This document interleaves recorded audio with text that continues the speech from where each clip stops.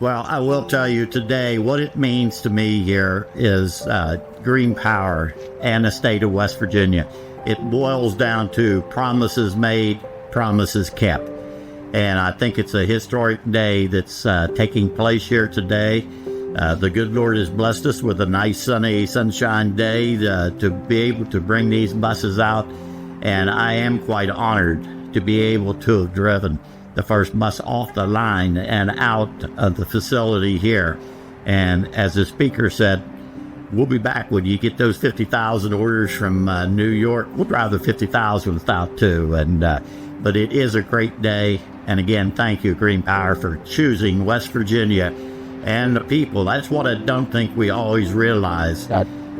They didn't choose the state, they chose you, the workers, the people of West Virginia. And they're already working with Bridge Valley, training forces out there.